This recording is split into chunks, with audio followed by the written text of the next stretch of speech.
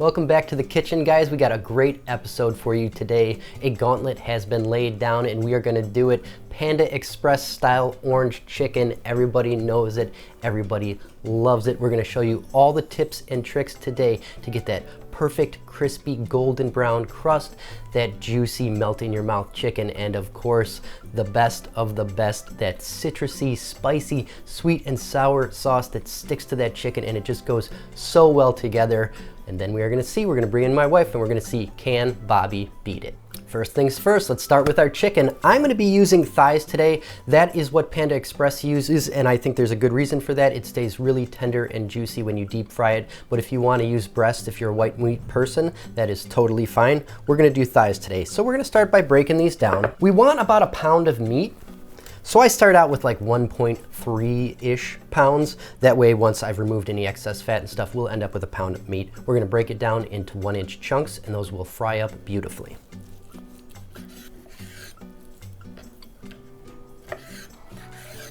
You may notice that I'm generally working along seams. What that means is that these thighs, they're made up of a lot of different muscle parts that come together at joints and at ligaments and tendons. And you want to look for those seams and try to break it down along where the meat naturally comes apart, and you'll get nice chunks that way.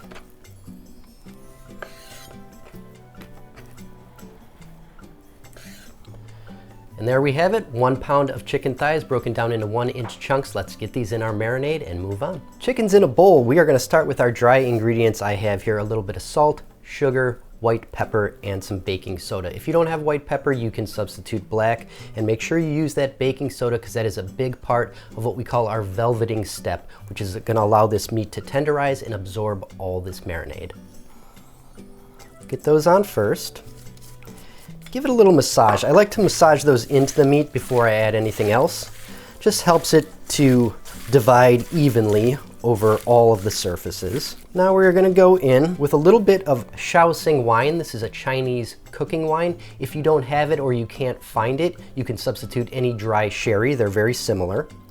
I will put a link down below if you want to order some off Amazon, which is where I got mine. Now we're gonna go in with a little bit of soy sauce. Some plain water. Massage that in. It's gonna look like a lot of liquid right now, but like I said, that baking soda is gonna relax our muscle fibers, and this meat will absorb just about all of this marinade. And what I love about it is, it only takes like 20 minutes. You don't even have to put it in the fridge. We're gonna set it aside while we make our sauce, and it'll be done. It'll be ready to go. This recipe is really quick, easy, bing, bang, boom. Last thing, a little bit of starch, which will help us with our browning later. That's all there is to it for the marinade. Let's move on to our sauce. Let's start out with our aromatics for our sauce. Of course, it wouldn't be orange chicken without a bit of orange. You're just gonna need the zest and juice from about 1 medium-sized orange. That comes out to 1/4 cup of juice and a teaspoon of zest. Make sure when you're zesting, you only get the orange part. Do not get the white because the white is bitter. You take a look at that. You see I'm leaving all the white behind, and if you see on here, I just have the orange zest. So we're gonna do that for the whole orange, which should give us about 1 teaspoon of zest. Orange is zested. We are gonna set that zest aside. It goes in towards the end because those oils are delicate and we don't want them to cook off. Juice our orange.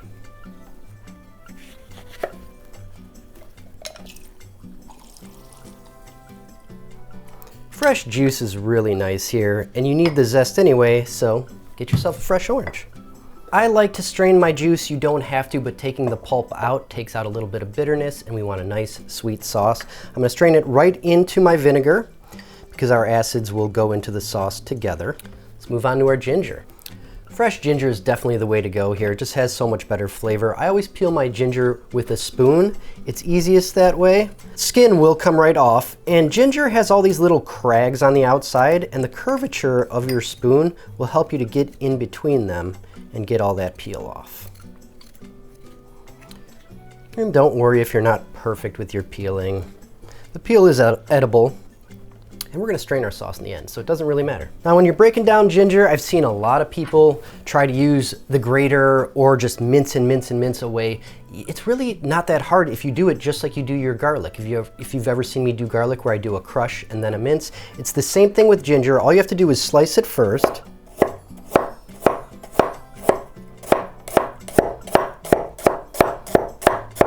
Get that sliced ginger, grab, a little bit of it at a time. Don't do it all at once. Get it on your board. Take the side of your knife. Give it a good crush. And then you mince through.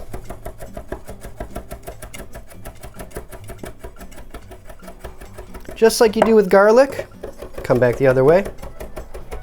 And you will have a beautiful, fine mince, and you didn't have to do a ton of work for it.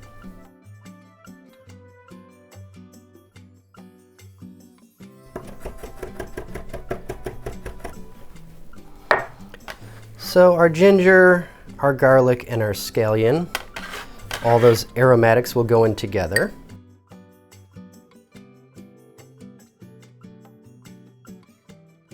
For scallions, we're just going to use the white part because it holds up to the heat.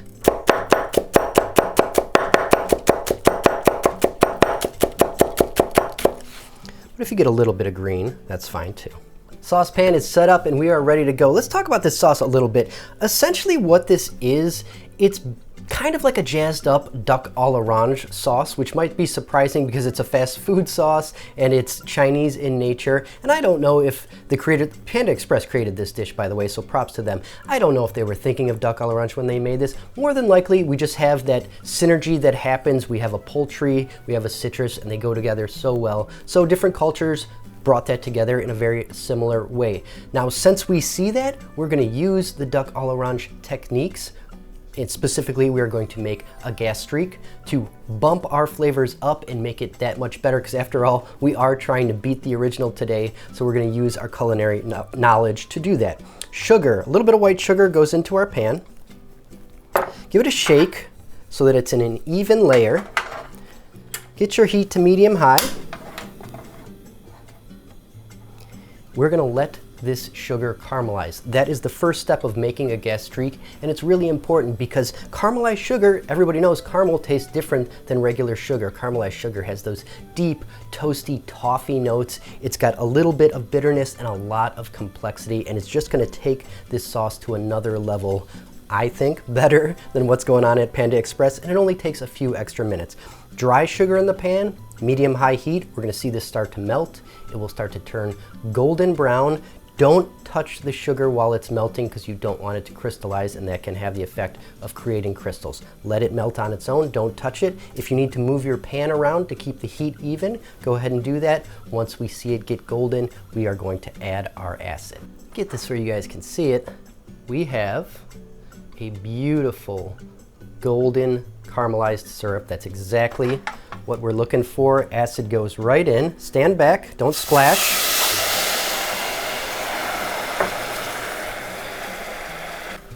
That was very hot, so that initial reaction is pretty violent. Keep your face away from it.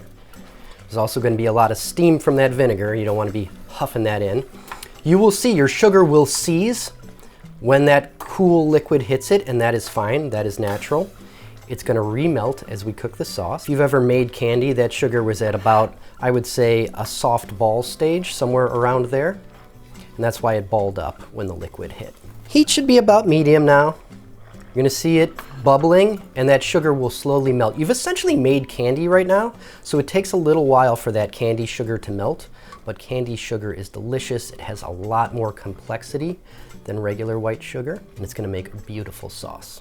Now it's gonna take a couple, 3 minutes to melt this candy sugar, but that's fine because we are reducing this sauce, which is exactly what we need to do anyway. It's all happening together. All right, our sugar is melted, and as you can see, our sauce is starting to get foamy. That's what you want. When it foams up, you know it has reduced the amount that you need, and it's starting to get nice and thick. This is the point we add our aromatics. The green onion, ginger, and garlic right into that hot caramel. They're gonna infuse it beautifully. Immediately you can smell it coming through. The whole kitchen smells like caramel and garlic and ginger. It's just everything you want in this sauce. About a minute on this. Now another advantage to making a gastrique is that caramel can get a lot hotter than water. Water tops out at 212 degrees. This soft ball stage of caramelization goes up to about 240. That extra heat allows us to cook off the harshness of our vinegar, so we get a much mellower, more integrated sauce. So that's a huge advantage to making a gastrique. Instead of just boiling your vinegar in a water-based sauce, which won't cook off the harshness, we're gonna take it to that next level. Oh, it's amazing. This sauce smells so good. I can't wait to eat this orange chicken. I love this recipe, by the way. We're gonna start with some salt-free chicken broth.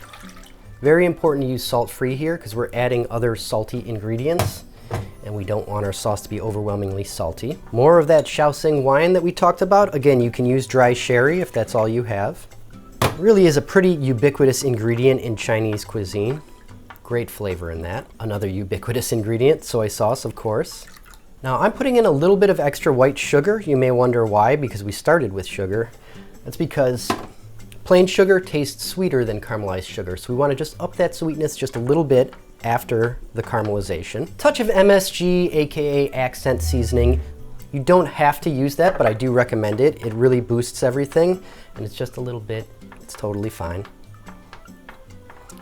And then some red chili flake, because there's a touch of spice in this sauce. Now we're going to bring this to a boil, reduce to a simmer, cook it about 5 minutes, and we will be just about there. Been about 5 minutes.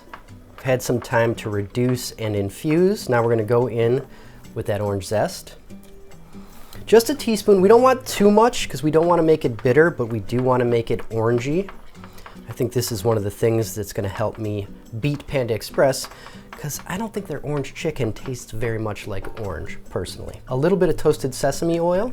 And then we have our cornstarch slurry to thicken. We always mix our cornstarch with a little water before we add it. It needs to hydrate so that when it hits the hot liquid, it won't form clumps. Make sure you stir it because it will settle on the bottom. Once it hits a simmer again, you should see it start to thicken immediately. We'll cook it for about a minute. And we just want a texture something like maple syrup. And that is looking beautiful. Get a shot in there. Nice and thick. You can see it pulls away from the bowl. It's exactly what we want. Sticky, sweet and sour deliciousness. Now there's one last step to make it just like Panda Express. We have to strain it because they have a completely smooth sauce. Fine mesh strainer. We're going to take those aromatics out. They've done what we need. Just move it around. Force all the sauce through, leaving the chunky bits behind. And as you can see, sauce is through, just the chunks left over. Now rinse your spat so you're not adding chunks when you scrape the bottom, but you always have to scrape the bottom because there will be a lot of sauce stuck to it. There is our finished sauce. Looking beautiful, orangey, sticky, and perfect. Let's move on to our chicken. Very simple batter today. It's nice and easy. I've seen a lot of guys online doing these crazy, like, you know, southern fried chicken batters for this type of recipe. That's not it. That's not what this recipe is. This is a Chinese style batter. It's very light and it's very tender. It has a little bit of crunch, but it also absorbs sauce. So we're not making Kentucky Fried Chicken today. We're going in with a little bit of AP flour. It's gonna be a wet batter. Just one dip, no dredge, no nothing else, all one bowl, which is really nice. A little bit of cornstarch, about a 3-to-1 ratio. The starch makes our batter a little bit lighter, a little bit crispier, and the flour gives it body. Now I have a little bit of salt and some baking powder. Baking powder is obviously going to give it loft. Now we'll stir that together just so everything's incorporated before we add our wet in the form of some water, a little bit of neutral oil. Yes, this batter does have oil, guys. Other batters where you want them to be much crispier, you don't want to add fat, but we want this to be a somewhat tender batter. And last but not least, 1 egg. The egg not only is going to act as a binder, but it also gives it more loft. Egg tends to bubble up when it's heated, especially in hot oil. So it too is a leavening agent in a batter. Give it a good whisk out all the lumps. And you can see we have something similar to like a pancake batter. That's the consistency you want. It's gonna stick to the chicken, but it's not gonna be so thick that it overwhelms the meat. Let's bring our chicken in, bring our oil in, and we'll get to frying. We're set up to fry, guys. We have our oil, it's at 325 degrees. We have, of course, our chicken, and as you can see, it has absorbed all of that marinade due to that baking soda, which makes it absorb really quickly. We didn't have to take a long marinade time. We also have, of course, our batter. And then you wanna have some sort of tray with a rack set up because we're gonna do a double fry technique for extra crispiness. And of course, some sort of slotted item you can use to take the chicken out of the oil without burning yourself. So we are at 325. I know we're at 325 because I have a thermometer. That's another thing you want when you deep fry. It's really hard to judge it without. So any kind of dip thermometer or laser thermometer works great. Let's get this batter onto our chicken. Chicken goes right into the batter. Give it a good mix. Get those pieces coated completely in batter. Now we're gonna add our chicken in 2 batches because we don't want it to clump together. When we only have so much space, I have bigger pots than this, but I always wanna do things in a size pot that you guys would have at home. So we'll do 2 batches for the first fry. Make sure you let excess batter drain off as best you can. You won't be able to do it completely. Then just add them, move them around so that they don't pile up on top of each other.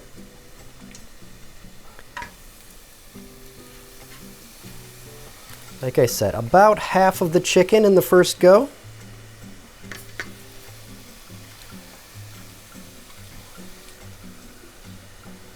It's gonna take about 3 minutes to fry. Move them around so they don't clump together and so they cook evenly. 3 minutes is a pretty quick cook time. We're just going for a very light brown on this. Like I said, we have a double fry technique, so we're starting at 325 to cook the chicken through and cook off some of the excess water. Then we're gonna raise that temperature up and bring it into brown and crisp on the second fry. So the first fry, you're not gonna get a ton of color. About 3 minutes, you got a nice light golden color on here. The batter is set, but it's not yet crispy. Give it a good drain. Check our oil temp again. At about 300, so I'm gonna let it come back up to 325 before I get my second batch in. Temperature's back up, let's go in with our second batch.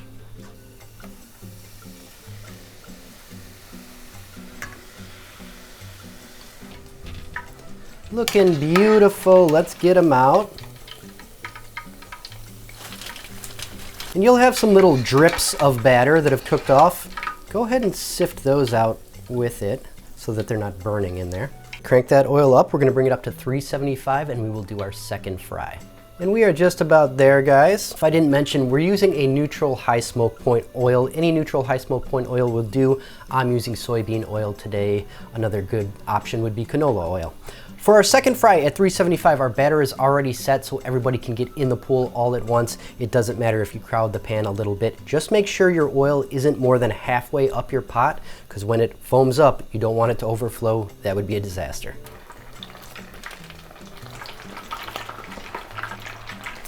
About 2 minutes for the second fry, just till it's really golden brown and cooked all the way through.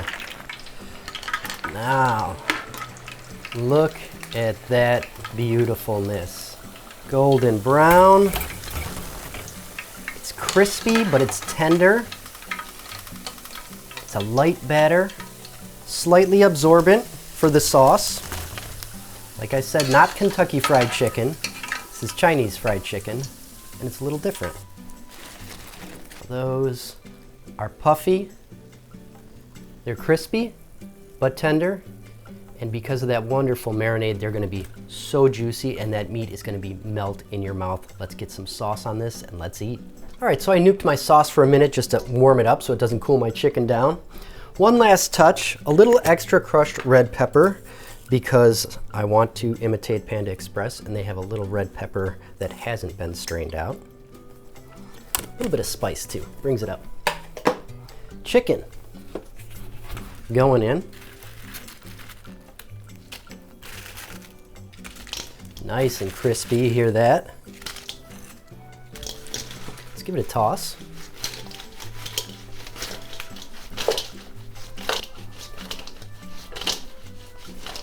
Everything beautifully coated. I mean, look at that gorgeousness, you guys. Saucy, glossy, sticky, sweet, savory. So good, so hot, but so good. I mean, that chicken just melts when you bite into it. That velveting step, I don't think they do that at Panda Express. It's gonna make ours kick it up a notch. I think we've got them beat with this. So tender, so juicy, so melt in your mouth. A little bit crisp, but the sauce really soaks into that batter, so everything is one solid bite. It's perfectly tangy and sweet. We're gonna bring my wife in and we're gonna see, can Bobby beat it? All right, guys, so you can see I got some Panda Express here, and that I put in this bowl. Give you a look-see. That's theirs. Looks pretty good. I don't know, to me it looks a little dry. The chicken chunks are pretty small, and it doesn't have that same kind of oranginess that I'm seeing. This is mine right here. Let's take a look at mine. So you can see my chunks are a little bigger. I think that keeps them juicier. It's very rich, very glossy, very orangey. That's how I like it. We'll see what my wife thinks. She's downstairs. I'm gonna call her up and we'll check this out. All right, she's here, everybody. We're gonna do our taste. I haven't told her which is which yet. So, I mean, I think you might be able to tell by the look, but you tell me. So this time I'm gonna do it a little differently. I am going to rate it from a 1 to 4, 4 being perfection. Absolute perfection is 4, okay. 1 being, I wish this wasn't in my mouth. Okay. And I'm gonna rate it on 4 different things. So I'm gonna look at how it looks. Okay. I'm gonna think about how it smells. Important. How it tastes. Obviously. And what the texture is like. Okay. And then I'm gonna, give each of those a 1 to 4, and then we can kind of figure out who comes out on top. Do I need a pen and paper? We're adding this all up? You might want to. I'm not good. All right, pen and paper. We are starting out with, the first category is? Look. Look, okay. Okay. So right off the bat, I like the look of this one a lot better. The chunks are bigger, it's glossier, it's darker in color. I like that. Okay. These ones look a little small, a little pale. They don't look as appetizing, let's put it that way. So I'm gonna give this, so my 1 to 4, 4 looks amazing. I'm gonna give this a 4. Okay, a 4. Give this a 2. And a 2, all right. Okay. So we got a 4 right here and a 2 right here. In look. Okay. Right? Now we're gonna do smell. Smell. Okay, smell. I hope you guys can hear me. Oh, it's orangey. Oh, it smells really orangey. I like that. This smells like vinegar. Interesting. I don't want to say anything to give it away. There's, that's an interesting point though. But I had to get real close to it to get that smell, and I don't think that any of us want to be able to don't want to have to pick our food up and put our whole face in it to smell the food. I think we want to be able to get a good aroma. So you're saying lots of orange aroma. Yeah. Not so much orange aroma from here. Yeah, no orange aroma. But a harsher vinegar from there. Vinegar. And not so much from here. Not so much here. Interesting. And so that's, it's orange chicken. It should be orange. I would agree with that. Right? So I'm going to say, again, I think this gets a 4 because it smells like orange. It smells like what it's supposed to smell like. All right. And it was a nice, strong, but not overpowering orange that I could smell right away.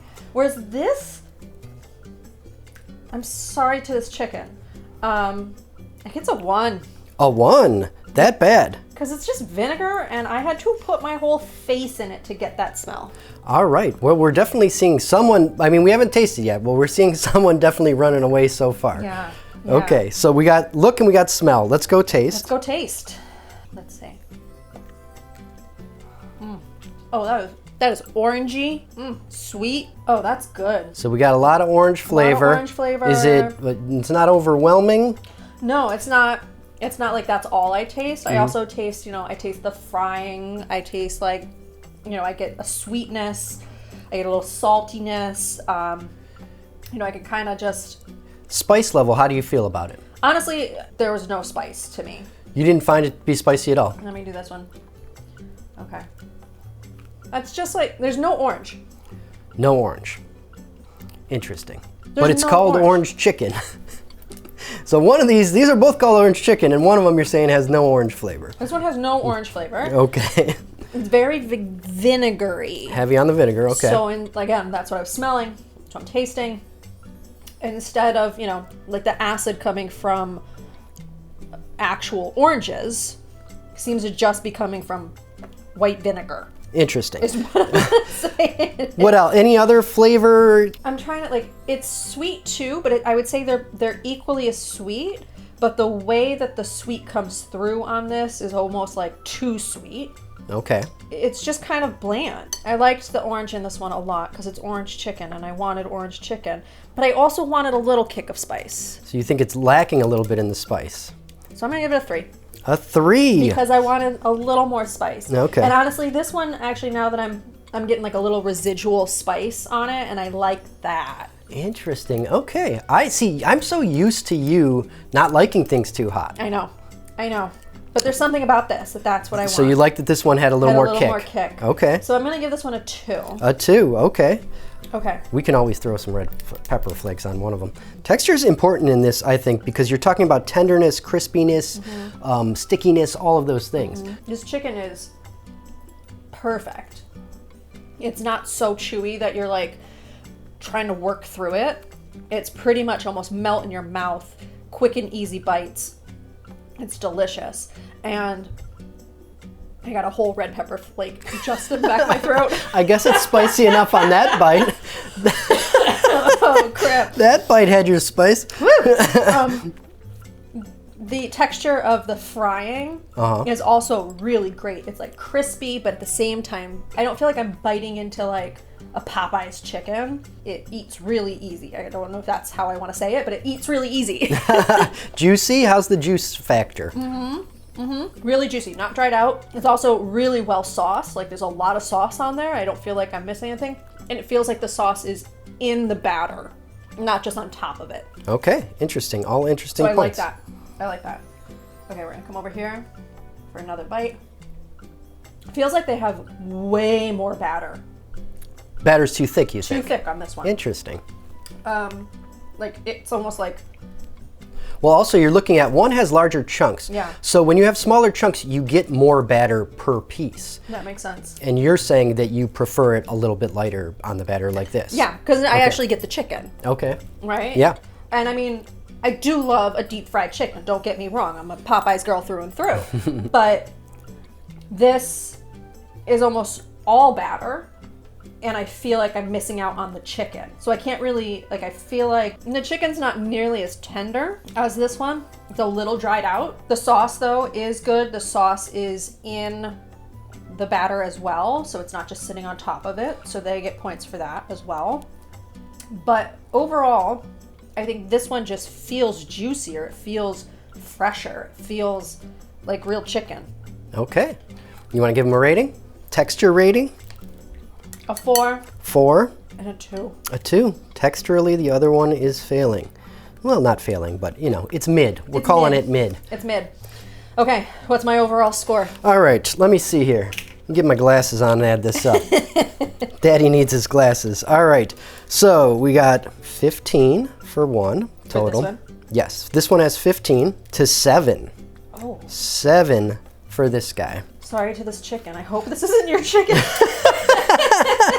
Yeah, luckily, I'd have to divorce her if that were my chicken. Luckily, this one's mine. 15 to 7. That's a clear win. I thought we had a runaway win on this one. I really did, because I took a lot of care in making this sauce, and although Panda Express is really good, you know, I like their orange chicken, and you know, kudos to them because they invented the recipe.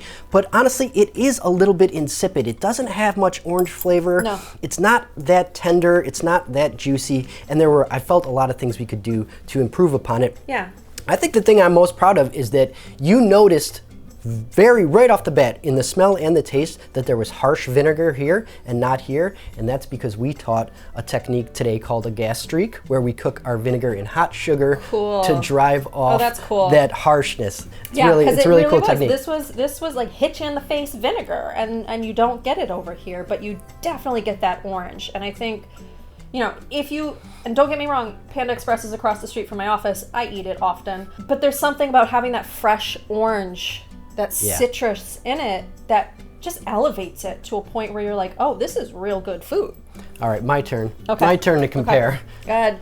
Do you want to rate them? Or you just... No, I'm just going to taste. There we go. Still a little bit of crunch, but that sauce is fully soaked into the batter. Super tender and juicy. I love the freshness of the orange. Let me give this guy a try. Very different ball game over there. Chicken is not as tender and juicy. It's like a hard bite. There's not fresh oranginess. I like it. Don't get me wrong. I like this chicken. I think it's got great flavor. Like I said, they invented the recipe. I'm not going to complain about it. I just think this over here takes it up a notch. It takes it to the next level because we used chef skills and we put some love into it. So there it is, guys. Thank you, as always, for tuning in. I think we totally nailed orange chicken this time. It wasn't that hard. A few steps, we got it done. It didn't take all day. I hope you guys make it. I hope you enjoy it. Please like and subscribe so we can keep the channel going. Thank you for coming into our kitchen, and we'll see you next time. But before we go, let's re-roll that B-roll.